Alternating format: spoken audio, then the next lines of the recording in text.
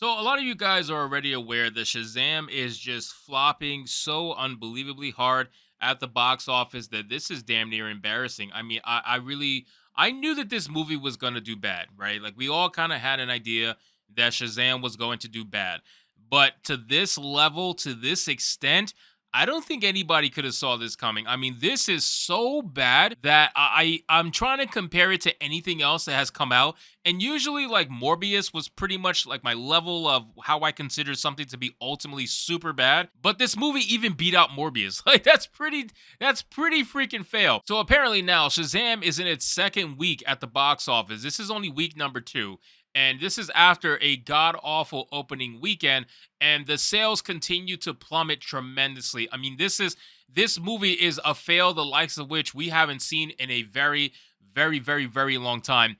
This article from Bounding Into Comics says after abysmal opening weekend, Shazam Fury of the Gods plummets in its second weekend at the box office. And plummets is not even, I don't even think that word does it justice of just how bad this movie is doing in the box office, to the point where they're gonna pull this movie pretty quickly. They're gonna desperately throw this movie on streaming, or they're gonna do DVD sales or something along those lines very quickly. It is not going to do a Black Panther run, that's for sure, where they're going to try to milk every single dollar they can so they can try to show this movie as being as successful as possible. It's definitely not like that. They're going to pull this movie pretty quickly because of how terrible it's doing. But let's see what Bounding Into Comics has to say. So it says Shazam, Fury of the Gods crashed in its second week at the box office following an abysmal opening weekend. In its opening weekend, the film grossed a paltry $30.1 million dollars at the domestic box office, a far cry from the first film's $53.5 million dollars opening weekend box office all the way back in April of 2019. Things did not get better for the film in its second weekend, as the film saw a horrific 69%. Oh my God. 69% drop at the box office. It only grossed an estimated 9.3 million in its second weekend. Oh my god. 69%. That's high even for a superhero film. Oh my god. That is bad. I didn't know it was that bad. I thought it was 60%, not 69%. Jesus.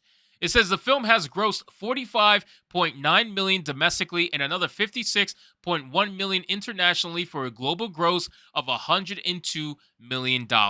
Box office analyst OMB Review shared his thoughts on why the film is doing so poorly at the box office. The film really isn't so bad as to lose that kind of money. I've seen much worse films than Shazam 2. That being said, it's not a good film, and it's definitely not a great film, and so it makes complete sense to me why people are just going to not see this movie. He continued, and so you add on to the fact that they have brought in someone like James Gunn, and that he has gone out of his way to say really stupid things like, hey, yeah, Henry Cavill, he's gone, this person's gone, etc., etc. Why would anyone actually want to show up to these movies to support them when they know? Why would I want to invest the time and money when I know already the plan going forward, or at the very least, who is not going to be in that plan going forward? He added, and we're seeing this ultimately lead to some massive financial losses for Warner Brothers. Now, again, we've said this before. I've said it in many videos, all right? The worst thing they did was announce their slate before these other Elseworld movies came out. There's no reason for them to come out and basically say, oh, yeah, everything that you're about to see, none of it's ever going to be canon. Like, this is just an Elseworld story at this point. James Gunn and Peter Safran, they're going to reboot the DCU for a third time, and has nothing to do with what we're doing. So enjoy the movie, guys, even though none of it's going to be canon going forward. And if you're looking for a cinematic experience like a DC Universe, you're not going to find it here. And again, it's like, why would you do that? You shot yourself in the foot before the movie even came out. It's not like this movie has a small budget, okay? This movie has a pretty decent sized budget like most superhero films do. And 100 million after 2 weeks at the box office, that's pretty terrible. That's painful. That's like, and like OMB said, there's other movies out there that are worse than Shazam 2 and that did much better than Shazam 2. Like, I'm not going to sit here and say Shazam 2 is the worst movie of all time, and that's why it deserves such low numbers. It probably isn't the worst movie of all time, but ultimately, it's not a great movie. So you know it's not going to be able to hang by its own credit, and it needed to have as strong of an opening as possible. And you killed yourself with that opening by saying what you've been saying about your DCU because you're so busy trying to hype up your DCU for the next 2 years that you basically sacrificed everything else that was coming out after the fact, or before the fact, I should say. So again, it's just such, it doesn't make any sense. It's such a big hit. To OMB Review's point, Gunn made it clear that the upcoming The Flash film would reset the DCU, implying that characters like Shazam would more than likely not be part of his new vision for the DCU. While announcing what the first chapter of his DCU slate would look like, Gunn said, "First, we have Shazam, Fury of the Gods. Shazam has always been off kind of his own part of the DCU, so he connects very well. That moves directly into The Flash, a fantastic movie that I really love, that resets the entire DC universe." On top of Gunn announcing that Shazam has always been off on his own, but would connect very well, something that doesn't really make sense that The Flash will be resetting the DCU going forward, DC split ways with Dwayne "The Rock" Johnson following a poor performance at the box office for his Black Adam film.